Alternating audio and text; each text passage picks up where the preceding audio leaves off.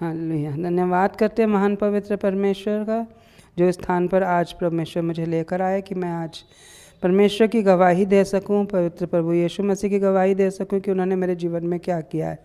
क्योंकि मैं पंजाबी परिवार से थी और मैंने बचपन से कभी भी ईसाइयों के भगवान की तरफ देखा भी नहीं। ऐसा सोचते थे कि वो ईसाइयों के भगवान हैं, हमारे नहीं हैं, ऐसा सोच थी। क्योंकि मेरा परिवार, मेरा जो मायके का परिवार था वो तो आर्य समाजी था, लेकिन वो बिल्कुल भी मूर्ति पूजा में विश्वास नहीं करता था। लेकिन हाँ, हमारी सोच यही थी कि हम हिंदू हैं तो हमें हिंदू रीति के अनुसार चलना है। मुझे ऐसा परिवार मिला जो पूरी तरह से उन देवी देवताओं के साथ चलता था। लेकिन ऐसा हुआ कि उस परिवार में आते ही, शादी होते ही मेरे जीवन में इतनी बीमारियां आ गईं, एक के बाद एक, एक के बाद एक, एक के बाद एक। तो ऐसा सोचा जाता था, ऐसा सोच में आता था कि शायद ये तो पहले से बीमार होती होगी, शायद किसी ने बताया नहीं। लेकिन हाँ, मैं जानती थी, मेरा परिवार जानता था कि मैं बिल्कुल भी बीमार नहीं रहती थी पहले। हाँ, मौसम की कोई परेशानी हो तो बात अलग है, लेकिन हाँ, मैं बहुत गुस्से वाली थी, बहुत क्रोधित थी, क्योंकि मेरे परिवार में सबको ही गुस्सा बहुत आता था। एक के बाद एक बीमारी बढ़ती गई, एक के बाद एक बीमारी बढ़ती गई, एक के बाद एक। जितनी मैं इलाज करा रही थी, उतनी ही मैं बीमारियों में फंसती जा रही थी। जितना मेरा इलाज हो रहा था उतनी ही बीमारियों में फंसती जा रही थी। ये था कि मैं, कोई दवाई असर नहीं करती थी, कोई भी दवाई मेरे ऊपर असर नहीं करती थी। कुछ भी, डॉक्टर्स भी परेशान थे, कितने डॉक्टर्स हमने बदल लिए। और उसके बाद यही था कि भक्ति को सामने ले आए कि चलो उस जगह चले जाएं, चलो वहाँ चले जाएं, चलो हो सकता है जन्म पत्रियाँ दिखाओ, इसका ये उपाय करो, वो उपाय करो, उसको मानो, उसको जानो। जगह जगह घूमते फिरते ऐसा हुआ कि चलो, हमें किसी ने बोला कि तुम्हें नामदान ले लेना चाहिए। हमने नामदान भी लिया। लेकिन मैंने एक चीज़ देखा कि जब मैं कहीं स्नान करके आई तो एक स्किन प्रॉब्लम मेरे साथ आई। जब मैं किसी देवी देवता के मंदिर में होकर आई, एक कोई ना कोई नई बीमारी मेरे साथ आई। बल्कि मैं सभी तरह के मंदिर जो बड़े बड़े माने जाते हैं, उन सब मंदिरों में गई, उन सब जगहों पे गई जहाँ जहाँ मुझे बताया जाता था कि वहाँ जाने से पाप कट जाएंगे, वहाँ जाने से चमत्कार होगा। लेकिन मेरे जीवन में कोई चमत्कार नहीं हुआ, वरन बुरा ही हुआ। मैं एक बात देख रही थी कि मैं कहीं किसी बाबा के पास जा रही हूँ, कहीं किसी तांत्रिक के पास जा रही हूँ, मुझे कुछ भी फ़र्क नहीं पड़ रहा। लेकिन उसके बाद एक परेशानी और, क्योंकि हमारे जीवन में बहुत कर्जे हो गए थे, जहाँ पे भी जाओ बहुत खर्चा होता था। एक सबसे बड़ी बात मैं और बताना चाहूँगी, वो न्यूमरोलॉजी के पंडित थे, उन्होंने कहा जो नंबर तुम्हें सूट करता है तुम्हारे भाई को सूट नहीं करता। इस कारण से हमें हमारे भाइयों में सेपरेशन करा दी गई, हमें अलग करवा दिया गया। लेकिन उसके बाद भी कोई आशीष नहीं आई। फिर एक पंडित और मिले जो वास्तु के विषय में बताते थे। उन्होंने हमारे घर का पूरा नक्शा बदलवा दिया, जो कि हम पहले कर्ज़ों में डूबे हुए थे और हमारे ऊपर कम से कम 4-5 लाख का कर्जा और आ गया। उस घर के सारे, इधर से ढलान होनी चाहिए, इधर से ये होना चाहिए, उधर से वो होना चाहिए, इस तरह से करते करते हमारे ऊपर इतने और कर्जा आ गया और हम कर्ज़ों के नीचे आ गए। हमारी कमाई से बढ़कर हमारे ब्याज जाने लग गए। हम इस परेशानियों में, आज इसका देना, आज उसका देना। मेरे हस्बैंड को बहुत टेंशन होने लगी, उनका बीपी बढ़ने लग गया, उनको कोलेस्ट्रॉल की प्रॉब्लम हो गई। लेकिन हमारी परेशानियों का कोई अंत नहीं था। परमेश्वर ने अपनी एक दासी के द्वारा मुझ पर वचन पहुंचाया। उन दिनों में मेरे हस्बैंड को हर्निया की प्रॉब्लम थी और वो भी हर्निया के पेशेंट थे, उनका भी ऑपरेशन हुआ था। मेरे बच्चे बहुत परेशानियों से उत्पन्न हुए थे। शादी के 9 साल बाद मेरा बेटा एक उत्पन्न हुआ और उसके बाद वो 1.25 साल का ही था, तो वो इतनी बुरी तरह से जल गया था कि उसके बचने की भी उम्मीद कम थी। और इसी परेशानी के रहते रहते मेरा दूसरा बेटा भी उत्पन्न हुआ। और वो उस समय में इतनी टेंशन, इतनी परेशानियों के बाद जब मेरा बेटा उत्पन्न हुआ तो उस समय ऐसी दशा थी कि हम माँ बचेगी या बेटा बचेगा। जब हम तक परमेश्वर का वचन पहुंचा, उसके बाद जब मेरे हस्बैंड को हर्निया का ऑपरेशन हुआ था, तो उनके मध्य भी बीमारियां उत्पन्न होनी शुरू हो गई थी। मेरे बच्चे भी हर समय बीमार रहते थे। कोई ऐसा ही हफ्ता होता होगा, कोई ऐसा ही दिन होता होगा जब मैं डॉक्टर के पास ना होके आऊँ। और एक जितनी हमारी आमदनी थी उससे ज़्यादा हमारे डॉक्टरों के बिल जाते थे। आज ये टेस्ट होगा, आज वो टेस्ट होगा, इस तरह की परेशानियों में बहुत फंसे पड़े थे। और जब मेरे हस्बैंड का ऑपरेशन हुआ था तो हमारी एक कज़न सिस्टर आई हमारे पास, उन्होंने प्रभु का वचन बताया। और मैं कहूँगी कि उस समय उन्होंने जब हमारे लिए प्रार्थना करी, मुझे थोड़ा सा उसका असर दिखा, लेकिन मैंने इनकार कर दिया कि नहीं, हम उनको क्या जाने, हमारे पास तो अपना है, हम उन्हीं में जाएंगे। और उसके बाद का इनकार कर दिया। और उसके फिर 10 साल बाद फिर से परमेश्वर का वचन मेरे पास पहुंचा। मेरे हस्बैंड के ही भाई के पास पहले वचन पहुंचा, उन्होंने जाना, उन्होंने माना। उससे पहले मेरी सिस्टर इन लॉ के पास वचन पहुंचा, उन्होंने हमारे लिए बहुत प्रार्थनाएं की और इसका नतीजा है कि आज हम यहाँ हैं। उन्होंने जब वचन बताया हमें, तो मेरा यही बात थी कि आप ऐसा क्यों कर रहे हैं, आप ऐसा क्यों कर रहे हैं कि आपके पास अपने भगवान होते हुए आप किसी के भगवान को क्यों मानने जा रहे हैं, ये अच्छा नहीं है। मैंने कभी अपने हस्बैंड के सामने, अपने ब्रदर इन लॉ के सामने कभी मुंह नहीं खोला था, लेकिन प्रभु यीशु मसीह को जानने के लिए मैंने उनके लिए बहुत बहस करी थी, उनसे बहुत बहस करती रहती थी कि नहीं, हम जहाँ चल रहे हैं हमें ठीक है, हमें अगर परमेश्वर की इच्छा होती तो वो हमें खुद क्रिश्चियन परिवार में उत्पन्न करते। उनके सामने तो बहस करती, लेकिन अकेले में अपने हस्बैंड के साथ बहुत लड़ती थी कि ये क्या परेशानी है, क्या मजाक है, हर समय पीछे ही पड़ गए हैं ये लोग। तो मुझे याद है दिवाली से 2 दिन बाद भाई दूज का दिन था और सभी रिश्तेदार हमारे घर में इकट्ठा थे और अचानक मुझे हार्ट अटैक हुआ और मुझे अचानक हॉस्पिटल में ले जाया गया और वहाँ पर एंजियोग्राफी वगैरह होनी थी। घर में सब लोगों ने, जो परमेश्वर को जानते थे, जो प्रभु यीशु मसीह को जानते थे, उन्होंने मेरे लिए प्रार्थनाएं की। और जो ईसीजी पहले नॉर्मल नहीं आ रही थी वो भी नॉर्मल आई, एंजियोग्राफी भी नॉर्मल आई और मुझे छुट्टी देकर घर भेज दिया गया। परमेश्वर का धन्यवाद है। परंतु परमेश्वर के वचन को एक्सेप्ट करने की मेरी इच्छा नहीं थी। मेरे हस्बैंड ने ये चीज़ देखी, मेरे मदर इन लॉ ने ये चीज़ देखी, प्रार्थनाएं की गई और सब ठीक हो गया। मेरी मदर इन लॉ ने भी मुझे बोला कि बेटा कुछ तो है।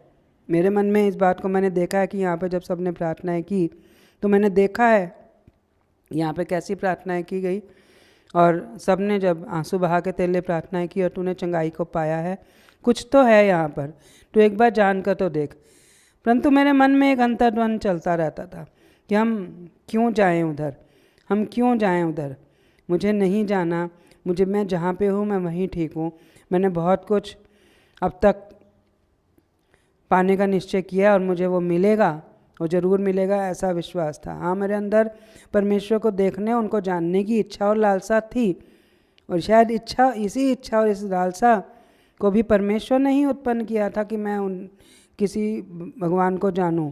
सब ग्रंथ पढ़े, सब तरह की, जैसे भी कोई बताता था, सब तरह की किताबें पढ़ी, सब तरह से जाप करे, सब तरह से चलने का प्रयत्न करा।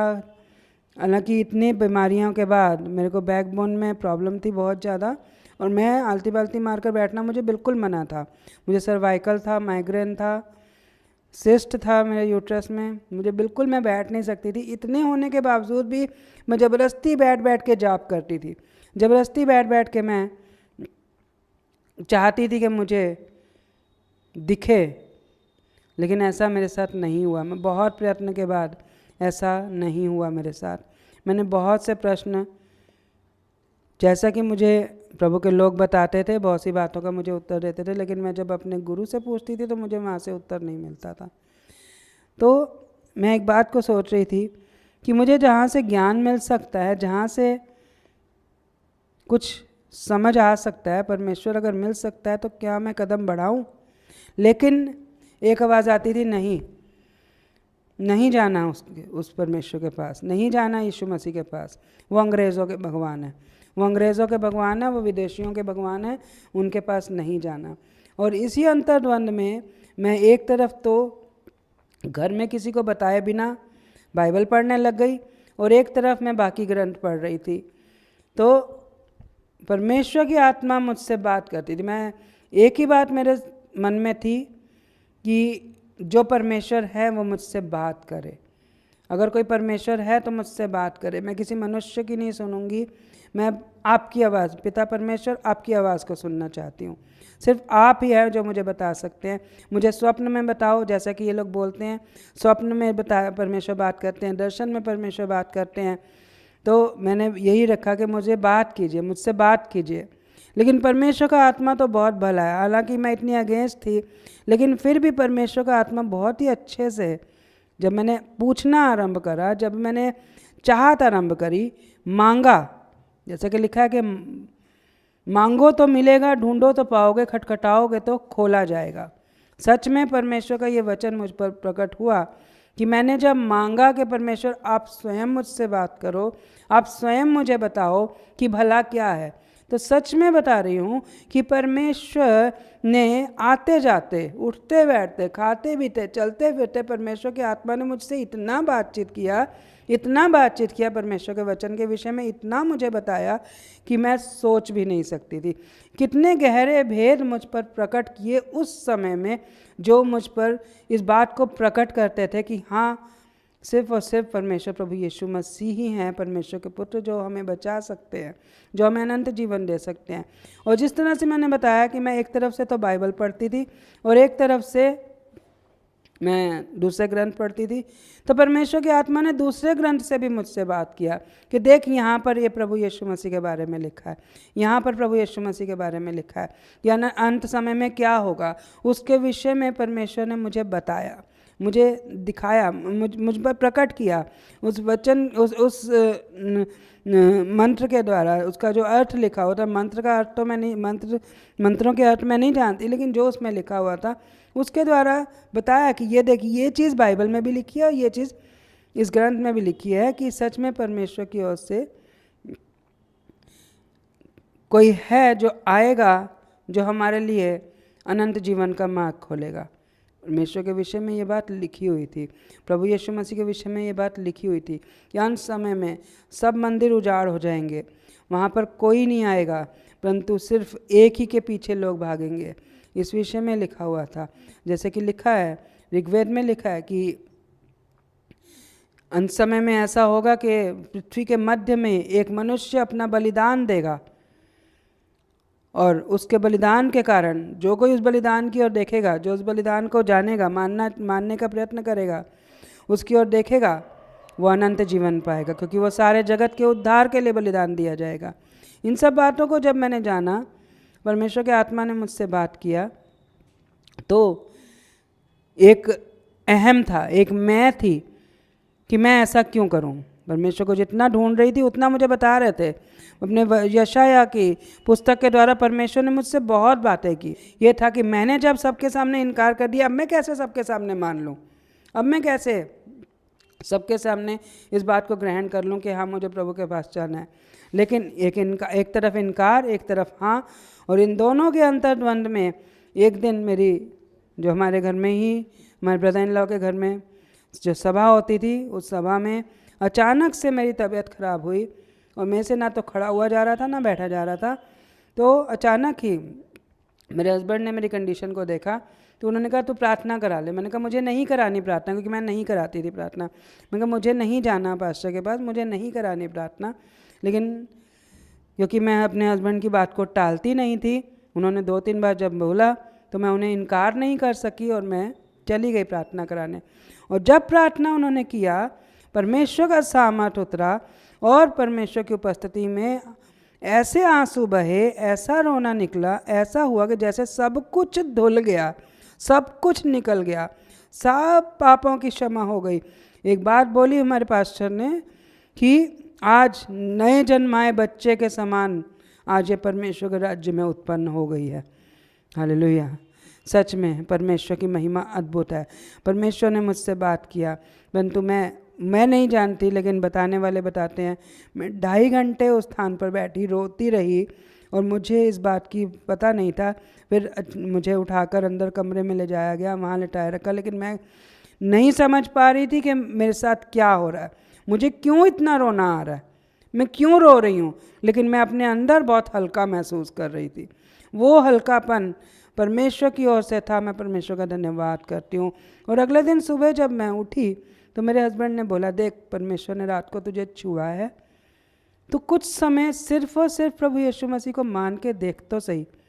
तो कुछ समय सिर्फ और सिर्फ प्रभु यीशु मसीह के लिए प्रार्थना करके देख तो सही, उसके बाद जो तेरा निर्णय होगा तो कर लियो। क्योंकि मेरे मन की इच्छा भी यही उत्पन्न हो रही थी और मैंने उनकी बात को मान लिया।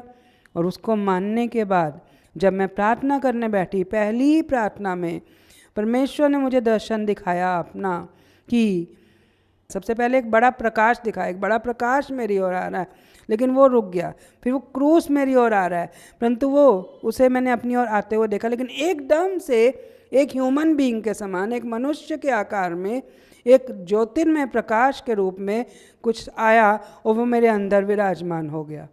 हालेलुया। सच में वो पवित्र आत्मा परमेश्वर थे। उस समय मैं नहीं समझी। जब मैंने अपने ब्रदर इन लॉ को, सिस्टर इन लॉ को बताया तो उन्होंने बोला कि हाँ, परमेश्वर की उपस्थिति तेरे अंदर अब हो गई है। लेकिन मैं नहीं समझी, मैं कि ऐसे कैसे उपस्थिति हो गई है, ये बात को सोचा। लेकिन जब पिता, पुत्र और पवित्र आत्मा के विषय में जाना तो जान लिया कि सच में परमेश्वर तो आग हैं। वो सबसे पहले जो दिखा था वो आग था, वो परमेश्वर था। उसके बाद क्रूस पर प्रभु यीशु मसीह दिखे थे, जो हमारे पापों की क्षमा के लिए क्रूस पर लटकाए गए, जिसने मेरे सारे पाप, मेरे सारे अधर्म को, मेरे सारे इनकार को भी अपने ऊपर ले लिया। जो परमेश्वर का व्यक्तित्व है, वो व्यक्तित्व मुझ में आके बस गया कि मैं परमेश्वर पर विश्वास सही रीति से कर पाऊँ, वचन को सही रीति से जान पाऊँ। और उसके बाद जब मैं प्रार्थना में फिर बैठी तो मुझे एक और दर्शन दिखा कि जिसमें एक एक्सरे के रूप में एक रीढ़ की हड्डी दिखी और एक आवाज़ आई, देख सबसे पहले मैं तेरी रीढ़ की हड्डी को सीधा कर रहा हूँ। मेरी रीढ़ की हड्डी 3-4 जगह से खिसकी हुई थी और एक रीढ़ की हड्डी के एक ब्लॉक में फ्रैक्चर भी था, जो बहुत समय पहले एक्सीडेंट के कारण हुआ था। तो वो सब प्रभु परमेश्वर ने मुझे दिखाया कि देख मैं ठीक कर रहा हूँ। सच बताती हूँ कि ये बात है, विश्वास योग्य है कि पहले जो मैं पैरों पे नहीं बैठ पाती थी, पहले जो मुझे हील पहनना मना था। आप सभी को जय मसीह की दोस्तों, मेरा नाम है रोहित कुमार। आप देख रहे हैं मसीह न्यूज़ टाल के चैनल में आप सभी का स्वागत करता हूं। दोस्तों, आप सभी लोगों के बीच में एक ऐसी वीडियो लेके आ चुका हूं दोस्तों, जो कि वो वीडियो काफ़ी पुरानी है, लेकिन वो वीडियो मैं आपको दिखा रहा हूं।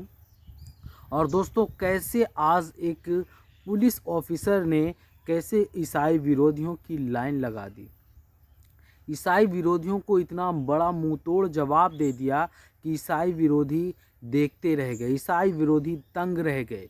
दोस्तों, आपने देखा कि कैसे ईसाई विरोधियों को पुलिस वाले ने इस बात को कहा कि क्या तुम बताओगे कि ये क्या करेंगे।